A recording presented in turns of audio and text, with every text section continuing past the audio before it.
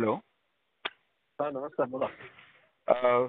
खरं तर काल जो प्रकार जो घडलेला आहे फांगण्यामध्ये, नक्की काय प्रकार होता कालचा? काय सांगा, तुम्ही तिथे प्रत्यक्षदर्शी होता तिथं, काय सांगा? हो, काय झालं गेल्या हप्त्यामध्ये आमच्या गावातील एक वयस्कर लेडीज एक्सपायर झाली आणि ते मयत घेऊन आम्ही स्वतः तिथं होतो. मग आमच्या गावातले जवळ 100-200 लोक तिथं होते ते जाळण्यासाठी. बरं.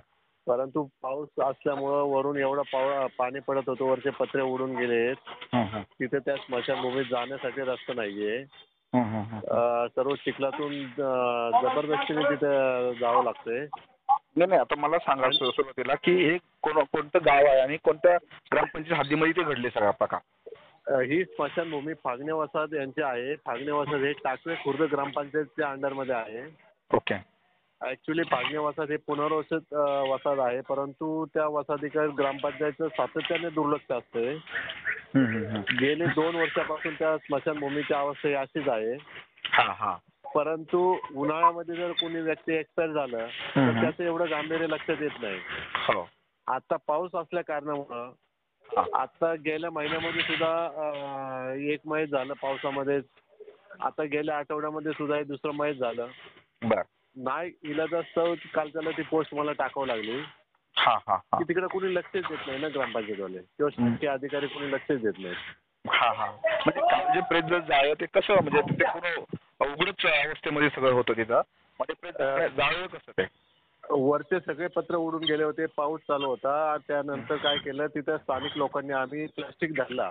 त्या फोटोमध्ये तुम्ही पाहत असाल, वरती प्लास्टिक धरला, नंतर ते प्रेत पेटवलं गेलं आणि त्याच्यानंतर मग ते प्रेत जाळलं गेलं. अच्छा. आता जसं तुम्ही मगाशी म्हणालात की हा जो सगळा ही जी वसाहत आहे, वसाहत ही टाकवे च्या ग्रामपंचायत हद्दीमध्ये, टाकवे खुर्दच्या हद्दीत येते ती. तर तिथं जे सरपंच कोण आहेत किंवा ते प्रशासन त्याकडे लक्ष देतं की नाही तिथे?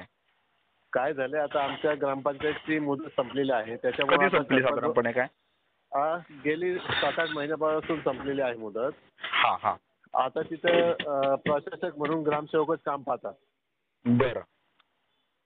तर ग्रामसेवक फक्त आपलं ते नॉर्मली ऑफिसमध्ये येऊन त्यांचं ऑफिशियली जे काम असेल कागदावरची कामं पूर्ण करून ते दाखवतात, परंतु ग्राउंड लेवलला कोणीही लक्ष देत नाही. पण नाही, जसं तुम्ही म्हणाल की 8 महिन्यापासून तिथं प्रशासक लागलेला आहे, त्या आधी तर सरपंच होतेच ना? होते. मग त्यांनी सुद्धा त्याकडे लक्ष दिलं नाही का तिथे? काय झालं, इतर वेळेस उन्हाळा दिवस असल्यामुळं त्याच्या गांभीर्य लक्षात आलं नाही आणि सरपंचांनी त्या उन्हाळ्यात देखील तिकडे लक्ष दिले नाही आणि पावसाळ्यात विशेष नाही. आता तर त्यांची मुदत संपलेली आहे. मुदत संपलेली असल्यामुळे तुमची काय मागणी आहे? तुम्ही तिथले स्थानिक आहात, तुमची वैयक्तिक मागणी किंवा एक गावकरी म्हणून तुमची काय मागणी आहे? पहिली माझी मागणी अशी असेल की पुढील 8-15 दिवसात, महिन्याभरात ती स्मशानभूमी कार्यरत म्हणजे चांगल्या पद्धतीने उभी करावी, जेणेकरून पावसात जे आता 2 व्यक्तींच्या डेड बॉडी जाळण्यासाठी किंवा मयत जाळण्यासाठी आम्हाला जो त्रास झाला तो इतर लोकांना होऊ नये. बरोबर. आता ह्या निमित्ताने आणखी काही सुखसोयींचा अभाव आहे का ते फांगणे वसाहतीला? पहिली गोष्ट म्हणजे फागणे वसाहतमध्ये गेले 3 महिने झाले गावामध्ये जी स्ट्रीट लाईट असते ती स्ट्रीट लाईटच बंद आहे. अनेक वेळा ग्रामसेवकांना मी तक्रार करून देखील कुठलीही दखल घेतली नाही. आता गेल्या 8 दिवसापूर्वी नवीन ग्रामसेवक आले, त्यांनाही मेसेज टाकलाय, अजून काही रिप्लाय नाही. म्हणजे फागणे वसाहतकडे कुठलेही शासकीय ग्रामसेवक असेल किंवा बाकीचे लोक कुणीच लक्ष देत नाही. अच्छा. MSEBच्या ऑफिसला चौकशी केली असता ते म्हणतात ते जे स्ट्रीट लाईटचा ग्रामपंचायतचा विषय आहे तो आमचा विषय नाही. ग्रामपंचायत नागरिकाकडून लाईटचा कर घेते आणि आमच्याकडून टॅक्स घेते. मग सुविधा ग्रामपंचायतने पुरवल्या पाहिजेत ना. हो. परंतु तसं काही होताना दिसत नाहीये. बरोबर. म्हणजे आमच्या गावातले जे लोक आहेत ते सर्वसाधारण मजुरी करणारे लोक आहेत, ते कोणी जास्त बोलत नाही.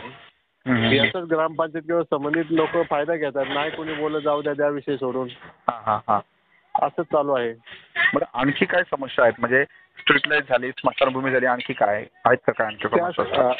मुंबई पुणे हायवेपासून नदीच्या बाजूला स्मशानभूमीकडे जाताना जो रोड आहे, अक्षरशः त्या रोडनी मोकळं सुद्धा चालता येत नाही. तर हे मयत वगैरे जर झालं तर तिथून घेऊन जाण्याचं खूप वाईट अवस्था आहे. तो रोड झाला पाहिजे, स्मशानभूमी झाली पाहिजे, लाईटचे जे काही छोट्या मोठ्या अडचणी आहेत त्या झाल्या पाहिजे. बरं. पाण्याची सुविधा वगैरे तिथे आहे चांगली व्यवस्थित? हो, पाण्याची वगैरे सुविधा आहे. आहे तिथे. ठीक आहे. हो. म्हणजे खरं तर फांगणे गाव हे समस्यांनी ग्रासलेलं गाव म्हटलं पाहिजे असं पाहिलं तर. हो. आणि विशेष म्हणजे मुंबई पुणे हवेलाच जोडलेलं, मुंबई पुणे हवेच्या जवळच गाव असून देखील एवढी अडचण आहे त्या गावामध्ये. बरं. खरं तर चव्हाण साहेब, तुम्ही आमच्याशी सविस्तर चर्चा केली, बोललात. तुमचं खूप खूप धन्यवाद. आणि नक्कीच ह्यावरती प्रशासन सुद्धा काहीतरी कार्यवाही करेल अशी आपण अपेक्षा धरूया. धन्यवाद. ओके सर, थँक्यू, धन्यवाद, आभारी आहे.